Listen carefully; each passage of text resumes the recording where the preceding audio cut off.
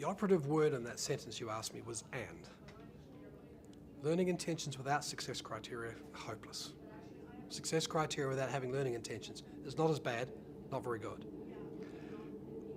One of the things that I like Shirley Clark from England's work in this area particularly is how you can construct those success criteria in terms of what students are supposed to learn, not what they're supposed to do.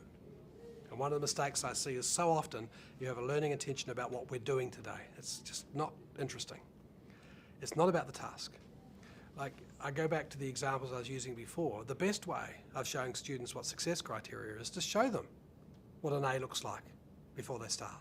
Show them what a B looks like. Show them what the end of the product looks like. Now, a lot of teachers I work with struggle with that because they think that what success looks like is what you achieve when you get to the end. And obviously in our time-constrained world, the end means the end of a series of lessons. And we don't value efficiency. What would happen if the kids learned it earlier? Well, that's a bit of a problem for us in many ways. We have to adjust that time frame. I went to a school this morning and I saw the second part of what I wanted to say on this, is I saw the students putting up success criteria before they started. They were doing these science work and they were starting with what would success look like. Now, they struggled to know what that was. They needed a lot of help. That's why the teacher's there. But teaching the kids up front what it looks like when they get there. How do I know when they get? Like, I go back to my sports analogy. If I said to you, I'm going to teach you what Australian rules football looks like, but I'm not going to tell you what the rules are, and I'm not going to tell you how to score, but I want you to go out there and play it. For many of you, you'd give up very quickly, particularly in a game like Australian rules. It just looks random.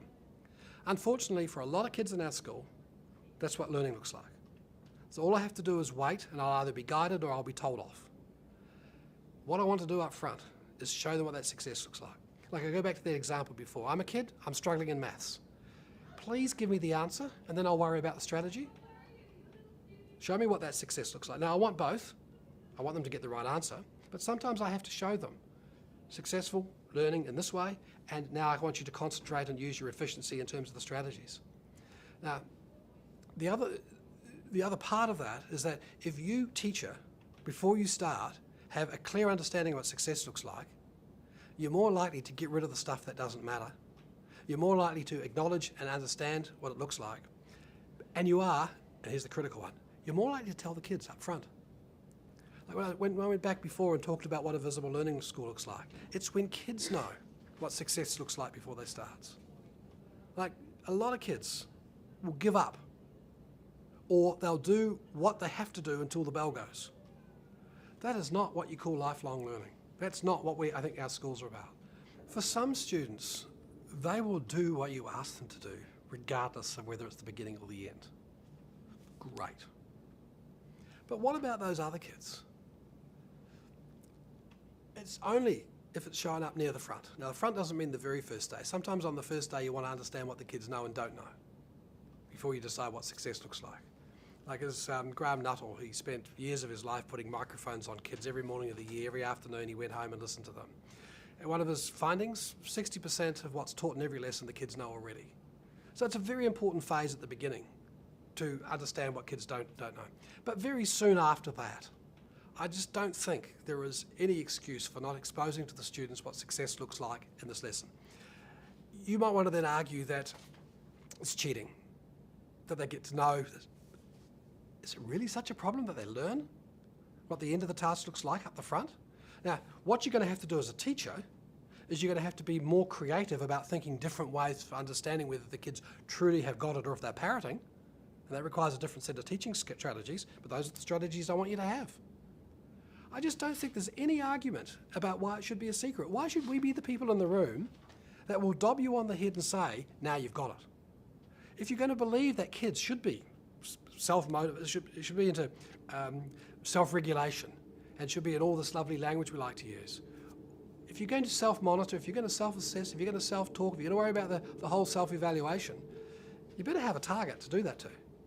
Now, one of the things we discovered, and we mainly worked in years 7, 8 in this area, is that a lot of kids, they have goals, they have success criteria, but the majority of those success criteria is performance-related.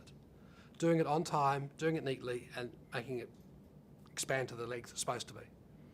And we stupidly, in retrospect, went into those schools and said, well, how do we get them to have more mastery learning? And we did success criteria on these. It didn't work. It worked finally when we taught the teachers how to show kids what mastery looked like in success criteria. And yes, many kids parroted what the teachers were saying, but we don't see that as a problem at all. Of course, we want more than that. And so, no, I don't think there's any excuse for doing it at the end. I don't think that we should be saying to kids in every lesson, just trust me, wait and I'll tell you, and you might get there or you might not. The thing that drives me most in my work in schools is finding ways to keep kids in schools as long as possible. Like as a father of those 4 boys, Hank Levin's work impressed me. He showed that the best predictor in adult life of health, wealth and happiness was not achievement at school. It was the number of years in schooling. So I am absolutely obsessed with ways in which we can make schools inviting places for kids to be. And most kids make the decision about to stay in school around the ages of 11, 12. And so how do we make learning? You sure as hang don't make learning inviting by saying, wait, I'll tell you when you get there, do more. Now I'll give you a test, now I'll see if you've got there. For some kids, they love it. And they'll go on to be our doctors and our lawyers. They love that kind of game.